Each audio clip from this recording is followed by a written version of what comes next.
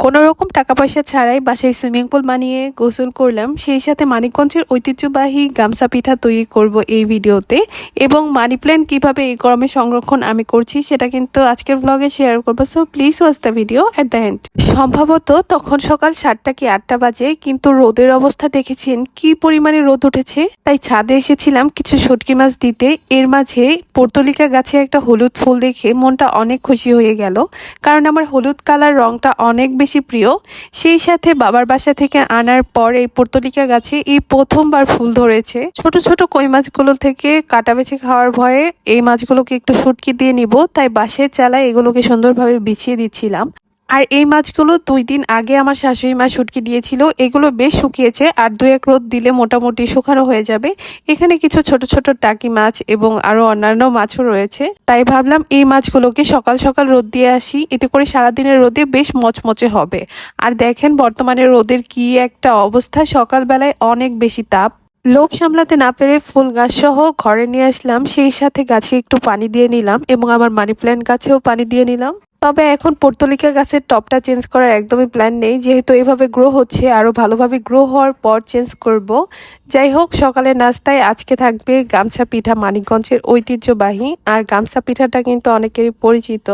আমাদের মানিকগঞ্জ জেলা অথবা জেলার বাইরে কোনো জায়গায় গামছা পিঠা নামে পিঠা আছে কিনা জানি না, তবে এই পিঠাটা গামছা পিঠা বলার প্রধান কারণ হচ্ছে এই পিঠা তৈরি করার সময় ঢাকনের ভিতর দিয়ে যাতে হাওয়া না যায়, তাই একটা গামছা দিয়ে মুড়িয়ে দিয়েছে, যে কারণে পিঠাটাকে আমি গামছা পিঠা বলেছি। অ্যাকচুয়ালি এই পিঠাটা কিন্তু আমাদের এলাকায় চিতই পিঠা বলে, জাস্ট আকর্ষণ করার জন্যই ওই কথাটা বলা হয়েছে। সো শাশুড়ি মা পিঠা বানিয়েছে, তাই গরম গরম খেতে বসে গেছি। সেই সাথে আজকে গরুর মাংস রয়েছে। সবসময় তো রুটি ভাজি দিয়েই সকালের নাস্তা সেরে নেওয়া হয়, আজকে ভিন্নধর্মী আয়োজনে সকালের নাস্তা সেরে নিলাম পিঠা আর মাংস দিয়ে। তো মাঝে মাঝে বউ ভাত অথবা খিচুড়ি ভাত, ভিন্ন ভিন্ন রেসিপি সকালের নাস্তায় রাখতে আমার কিন্তু ভালোই লাগে। আপনাদের কেমন লাগে অবশ্যই কমেন্ট করে জানাতে পারেন। সকালের নাস্তা শেষ করে দুপুরের রান্নার কাজগুলো শেষ করে নিয়েছি, সেই সাথে বসে গেছি মানি প্ল্যান্ট লাগাতে। তো আমার এই টবগুলো বেশ অনেক দিন আগে নিয়েছিলাম, এরপর শীতের ভিতরেও কোনো রকম গাছ লাগানো হয়নি। এখন ভাবলাম একটু মানি প্ল্যান্ট গাছ লাগাই, যেহেতু ভাবি বাসা থেকে নিয়ে এসেছে। তো আগের মাটিগুলোই এখন একটু ভেঙে ভেঙে গুঁড়ো করে দিচ্ছি। আমার কাছে এখন কোনো রকম সার নেই, তাই সার ব্যবহার করতে পারছি না। তো সার থাকলে এই গাছগুলো একটু ভালোভাবে গ্রো হতো। আর মানি প্ল্যান্টগুলো না খুব বেশি এখন ভালো নেই, মানে এই মানি প্ল্যান্টগুলো বেশিরভাগই গ্রিন কালার ছিল। তবে অনেক ধরনের মানি প্ল্যান্ট আছে না, গ্রিনের ভিতরে একটু ইয়েলিশ থাকে, ওই মানি প্ল্যান্টগুলো বেশি ভালো লাগে। আর গাছ লাগানোর পর মাটি কিন্তু লাগে, তারপরেও আমি আগে একটু গাছগুলো একটু ধুয়ে নিয়েছি এবং বড় টব ছোট টব সবগুলোতেই লাগিয়ে নিলাম আমার মন মতো। আর গাছ লাগালে খুব বেশি লাগালে কিন্তু এটা গ্রো হয় না, অল্প অল্প লাগালেই ভালো হয়। এই গরমে আপনার মন সবসময় কি চায় বলেন তো? আমার তো সবসময় শুধু ঠান্ডা পানিতে বসে থাকতে ইচ্ছে করে এবং ঠান্ডা ঠান্ডা শরবত পানিও খেতে ইচ্ছা করে। সো যাই হোক, আমরা কিন্তু একদম সুইমিং পুল বানিয়ে ফেলেছি বিনা খরচে। সো এটা নিয়ে একটা ডিটেলস ভিডিও তো আপনাদের সাথে শেয়ার করবই নেক্সট কোনো ভিডিওতে ইনশাল্লাহ।